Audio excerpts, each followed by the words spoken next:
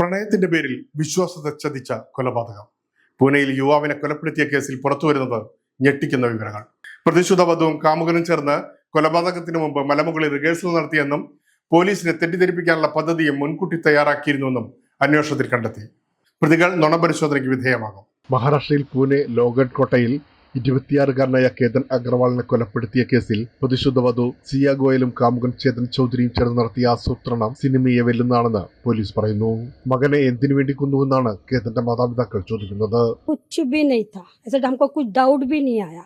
मैं बहुत बार उससे मिली, हमें बहुत बार शॉपिंग भी गए, हम लोग बहुत बार डिनर पे भी गए, कहीं नहीं हमको डाउट आया कि सिया ऐसी लड़की है.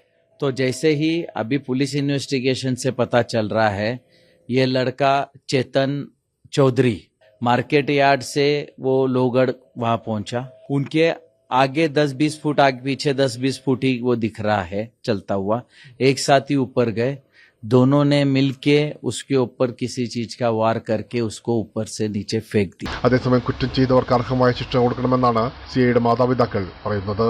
എന്നാൽ ഇങ്ങനെ ഒരു ബന്ധത്തെക്കുറിച്ച് തനിക്കറിയില്ലെന്നും മകൻ നിരപരാധിയാണെന്നുമാണ് ചേതൻ ചൗധരിയുടെ പിതാവ് പറയുന്നത്. क्योंकि वो चेतन ने बोला इसलिए, बाकी पहले तो अपने को कुछ मैटर मालूम नहीं. चेतन ने हम जब चौकी में गए उसको अरेस्ट करने के बाद में, तो उसने क्या बोला कि मैंने इनको कुछ धक्का विका कुछ नहीं दिया, मैं दूर खड़ा था. കൊലപാതകത്തിന് ദിവസങ്ങൾക്ക് മുമ്പ് സിഐയുടെ വീടിന് സമീപമുള്ള ലുല്ല നഗറിലെ കുന്നിൻ മുകളിൽ വെച്ച് കേതനെ എങ്ങനെ തള്ളിയിടണമെന്ന് ഇരുവരും റിഹേഴ്സൽ നടത്തിയതായി അന്വേഷണത്തിൽ കണ്ടെത്തി. സിഐയെ സ്ഥലത്തെത്തിച്ച് പോലീസ് തെളിവെടുപ്പ് നടത്തുകയും കൊലപാതക രംഗം ഡമ്മി ഉപയോഗിച്ച് പുനരാവിഷ്കരിക്കുകയും ചെയ്തു. കൃത്യമായ ആസൂത്രണത്തോടെയാണ് ഇരുവരും കൊലപാതകം നടപ്പിലാക്കിയത്. ഒരാളെ എങ്ങനെ കൊല്ലണമെന്നതിനെക്കുറിച്ച് ഇവർ ഗൂഗിളിൽ തെരച്ചിൽ നടത്തിയിരുന്നതായി പോലീസ് അന്വേഷണത്തിൽ വ്യക്തമാക്കി. പിടിക്കപ്പെട്ടാൽ പോലീസിന് നൽകേണ്ട മറുപടികൾ വരെ ഇവർ നേരത്തെ തയ്യാറാക്കി പരിശീലിച്ചിരുന്നു. ये लोग किले पे गए, पीछे से वो आया और वहाँ पे जाके उन्होंने उसको पुश किया और गिरने के बाद उसकी मृत्यु हो गई. മെയ് അവസാനത്തോടെ തന്നെ കൊലപാതക പദ്ധതിക്ക് ഇവർ രൂപം നൽകിയിരുന്നതായാണ് സൂചന.